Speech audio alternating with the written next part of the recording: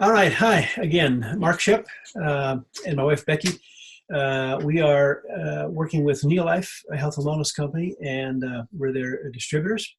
And in this video, we want to answer the question, why supplement? Why would you add supplementation? We get a lot of people saying, you can get everything you need from the food supply. Well, we're not scientists, we're not medical professionals, but here's why. Here's our answer to the question, why would you supplement? Why would you add supplementation to it? And what I'd like to do is add some PowerPoint to this. I'm just going to share my slide, share my screen, and I should have a screen up there. You should see me on the upper right-hand corner. But here's our sense. So we're with Neolife, and it's a health and wellness company. Been around 60 years. We've been with them 27. Here's the question, do I need supplements or not? Well, here's some variables in terms of the food that we're eating. And it lists them in the order that the food companies that are making the food for us, this is their concern, cost. They want to make money. They got to make it at a cost that we want to be able to afford to buy it. Visual appeal, they've trained us that we don't want to eat ugly food. That's unfortunate. We'll talk about that in a second. Shelf life. How long can it last at the store and at home? We don't want to waste food. That's an issue. And then, of course, taste and nutritional value. Those are critical variables. However, it's clear to me and Becky that the food companies, the big food companies, go this way down the list. They're first concerned about cost, and it's their bottom line, not necessarily ours.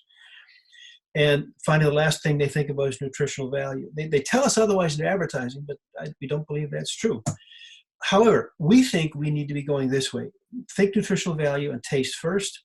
Obviously, shelf life is critical. And no, we have to be able to afford the darn thing. Of course, we have to afford the food, but that's not the first consideration, because if we're buying cheap food that doesn't help us, we're paying costs in terms of healthcare costs anyway. It's kind of like the engine, pay me now or pay me later. And we'd rather keep our bodies in good shape. And then, of course, as I say, we've been trained that these things, you never see these things on the shelf in the store, except especially places that say, hey, these are good and we want you to buy them. And it's unfortunate because there's still good nutrition in those. They just look a little weird. So supplementation, yes or no? 7 factors that we'll talk about in a second that might mean, from our perspective, it does mean you can't get nutrition all from our food supply. Supplementation is an excellent way to get what the body needs. You know you're getting it. Half the population is already doing. I've heard stats that says it's upwards now more like 70%. They're doing it already. They're buying this stuff, and they're buying generally the cheap stuff. That's what they can afford. You have more control. You're buying exactly what you consider necessary and important. And what we have to remember is it's unregulated. It's buyer beware. There's stuff out there that you don't want to be buying because it's just poorly made. And then we can test it makes a difference. Our family just stopped getting sick basically when we started taking good supplements in Neolife. That was back in '92. And seriously, we stopped getting sick. Now, my wife was already sick with cancer, but she's done very well, 27, almost 28 years out. That's a story in itself. 3 rounds of cancer, chronic heart failure as a result of the cancer treatments, and lots of other fallout in her body, but she's doing very well. And we think it's 3 things I keep saying. Prayer support. She changed her lifestyle. You can't keep doing the same things that you had issues with before. And the filling in the gaps with nutritional supplements. So here's things we think are true about our food. Are nutritional levels good? Well, it depends on what? Well, it depends on the variety. We're changing, scientists are changing what we're getting, what we're growing in the field, and they tend to make them to have higher yield, faster growth rates, bug resistance, transport easily. Think this transport easily in terms of tomatoes, for example. It's my big beef with food. Tomatoes these days are transported in trucks all across the country, and they come out looking great. They're firm as all get out, the thick skin now, way more than they used to be. If they would transport tomatoes that were grown 40 years ago in those trucks, they'd be salsa by the end of the trip. They just weren't designed for transport. However, they were much tastier, and we think healthier. We're not sure about that, but we again, they're changing things based on these criteria, not necessarily taste and nutritional value. And our scientists would ask the scientists, what do you know about the nutrition? They said, we don't know about the nutrition because that's not our concern.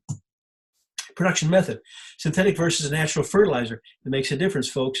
Lots of studies show urine in samples in suburban Chicago that are chock full of the synthetic fertilizers. And they put on an organic diet for 2 weeks, all that stuff goes away. It's an issue, and we're concerned about it. Ripeness, climacteric is the term.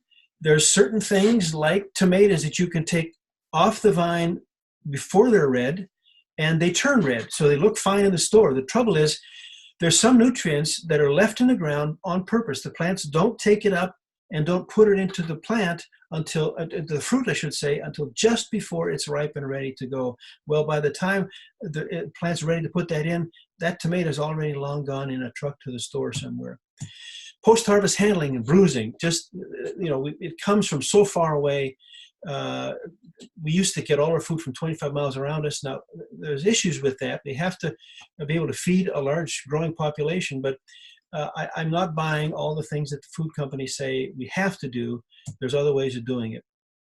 Processing and packaging, pre-cut. When they pre-cut things like tomatoes, like carrots, those tiny little carrots, or fruit trays, they got to coat those things with something because they're going to start breaking down and looking bad. And we've been trained, don't buy the bad looking produce. So to make it keep looking good, they got to add chemicals to it to do that. Not a good thing. Storage, apples is one example. We store apples for a long, long time, for a year. And so the apples we're getting at the end of the season have been around a very long time in storage. And we're not sure that there's as much nutrition left in that stored apple as there is in the fresh apple. Transportation, temperature, humidity damage, all kinds of things are going on during the transport because it's coming from a very long way away. So for these reasons, we think the food supply is not giving us as much as it needs. And then, of course, there's just how we, our patterns, our health patterns. We commend you to the Blue Zones, bluezones.com, fascinating study. And it really helps to understand that there are practices that make a difference for health or away from health. And patterns make a difference. We eat on the run, we eat fast food lots, and it's just not as healthy. So especially if you have challenged health, my wife is an example of that. If you got diabetes or whatever it might be, that your health is challenged in any way, even if you had access to the best food source around, you may not be able to eat the quantity of food that you need in order to get the quantity of nutrition that your body is looking for to fight the challenges it faces. It's nutritional items, nutrition that the body uses to fight and to grow and to maintain. So high quality supplements, we think, can fill that gap. Recommended daily allowance, the RDA, it's on the packages. The thing we need to remember is that those figures are the minimum level. We think it's the maximum level. No, it's the minimum level of those that we need. And so think about dipsticks in an engine. Maybe that's not an image that makes sense to you, but even if you have good oil on both sides of this, with the left side you can see says bad oil, but as long as the dipstick's full, that's great. But even if it's good oil and it's only at the lowest level, your engine's running compromised if it's running hard. And so we say you have to get more than the recommended daily allowance, and sometimes that means we have to supplement. And you know what? We're almost all of us excellent overestimators. They learn this in experiments when they ask people to say, how much did you take of this particular food item? And then they find ways of actually finding out what it is they actually ate. Chronic overestimators we all are. We think and believe we're doing better than we are. And so food diaries or exercise diaries are the best way to really know. And they correlate highly with successful habits. When you actually put down what I ate and how I moved, it makes a difference. And then damage from the extras. Our processed food has lots and lots of additives, not just the chemicals that are coming at us from the world around us, but the poisons that come at us from what they put on in the fields. But a lot of those just simply additives pose a challenge to our food. And good food, the best nutrition, things like carotenoids from fruits and vegetables, they are there to protect ourselves from that kind of damage. And sometimes we just have to boost that amount. So the question is, who are you going to listen to? Very quick, in fact, I just saw an article about Kellogg's. States are going after these sugary cereal companies to say you can't advertise anymore as healthy. So look at all the stuff they're saying in their boxes. Excellent source of, well, they're sort of quasi-true. Yeah, it's got vitamin E in it. Yes, there's real fruit. Yes, there's cranberries. 8 grams of protein with milk. Fine. But looking way at the bottom, here's what that bottom says. Serving size 1 1/4 cup. Well, first of all, who takes only 1 1/4 cup of servings for cereal? Not many. 210 milligrams of sodium. That's a huge boost of sodium for the first meal of the day. 18 grams of sugar already. 18 grams of sugar is almost twice as much sugar as Lucky Charms has, for crying out loud, and it's equal to half of a soda. So here's the question. When we were kids, the cereal came blank, no sugar at all. We had to put sugar on it. How many teaspoons of sugar would you put in your cereal? Well, 18 grams of sugar is 4.5 teaspoons of sugar. That's a crazy amount of sugar. I mean, my mother would kill me if I was. I was lucky to get 2, and so it's just it's just not healthy. Here's a way to think about what you're looking at in a store: calories per gram. Calories are a unit about energy. Folks, calories are not bad. Our body needs calories, but here's how you can figure it out. So you take the numbers: serving size, grams, calories, how many? And which is bigger and by how much? So if you do a little math, you find out that in this cereal, there are 4 calories per gram in a serving, okay?